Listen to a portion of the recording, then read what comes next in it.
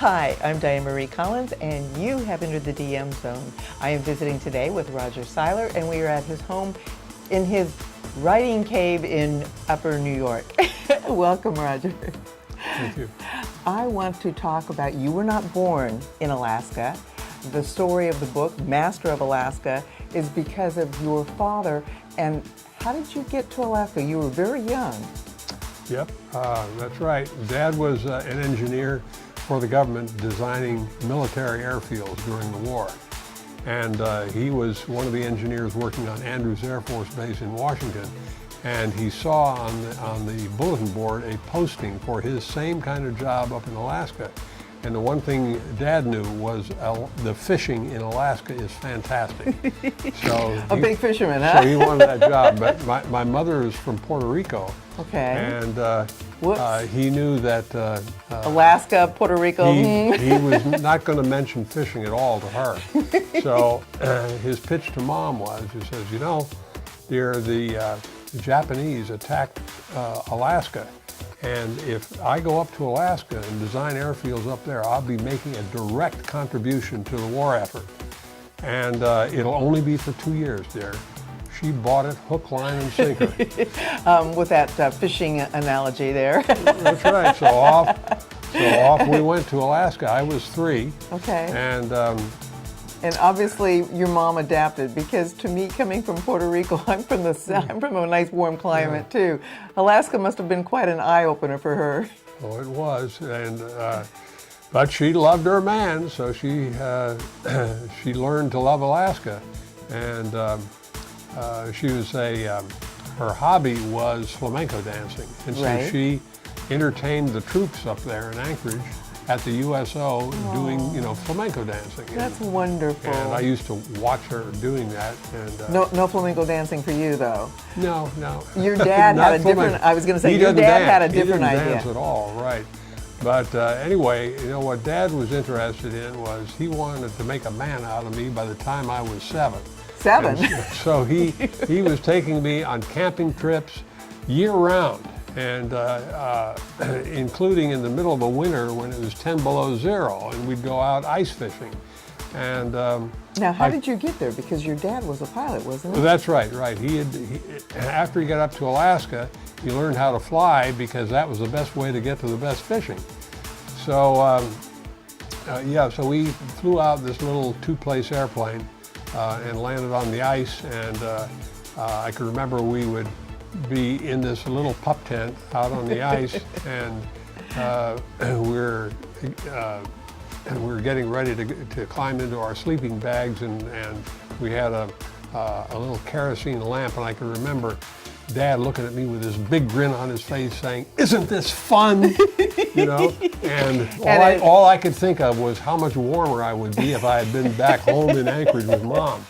Oh my goodness, you're a tough kid. It worked for you.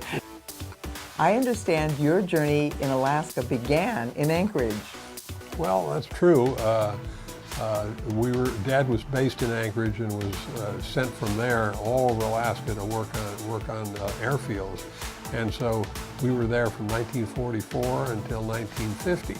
Then in 1950, Dad was getting really restless, and the population of Anchorage then was about 10,000, and that was too many people as far as he was concerned. Too big. Well, it was too much competition for the best fishing holes.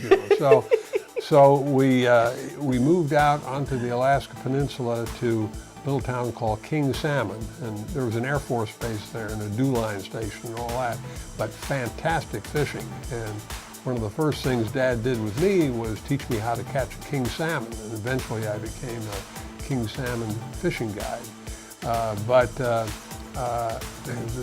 One of the interesting things about king salmon was there were no schools there. Oh. So.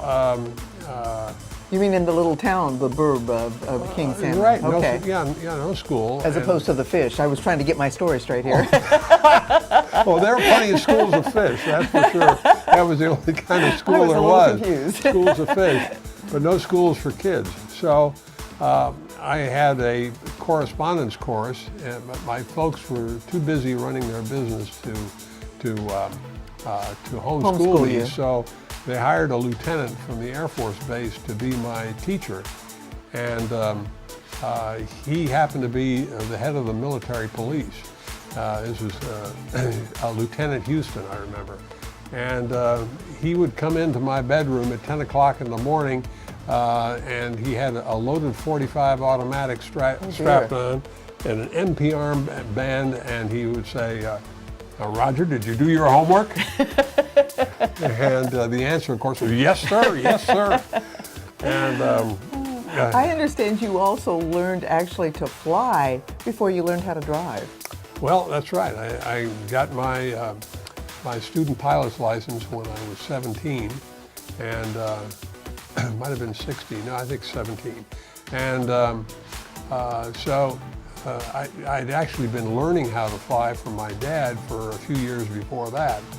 But that's when it became legal. You know. Okay, all right. And I didn't get my driver's license until I went back to school in California, sometime later. But anyway, yeah.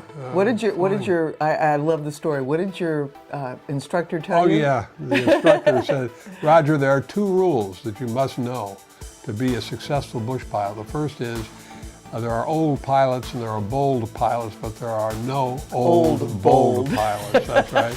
And the second rule was that to be a successful bush pilot, you have to have good judgment. But to have good judgment, you first must have had lots of bad experiences.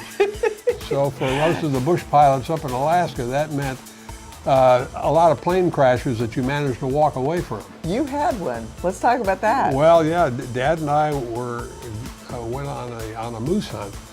And this was in a small float plane, and we landed on a little lake on a hillside, and went looking for moose, and we didn't find what we were looking for. Didn't find any moose. All right. We came back, climbed in the airplane, and hadn't noticed that there was a leak in one of the floats. The so it was pontoons, right? One of the Yeah, pontoons was picking up water, which means it was picking up weight. Weight, yes.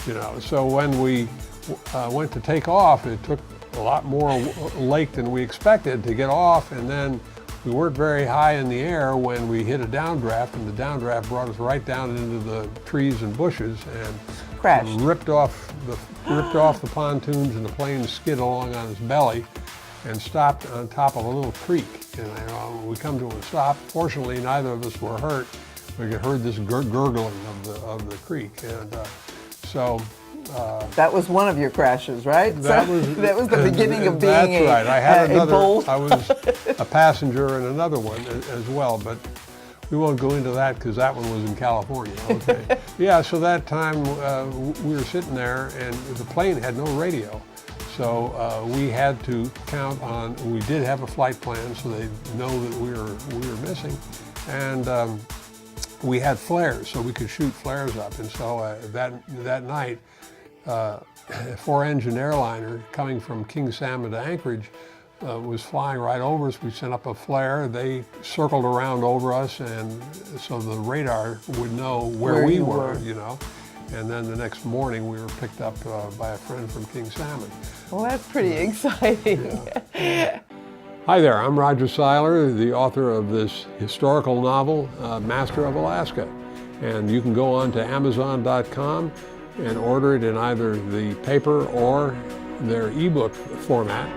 And after you've read it, we'd love to hear from you. So please enter your comments on Amazon, and we'll be looking forward to seeing what you have to say. Thank you.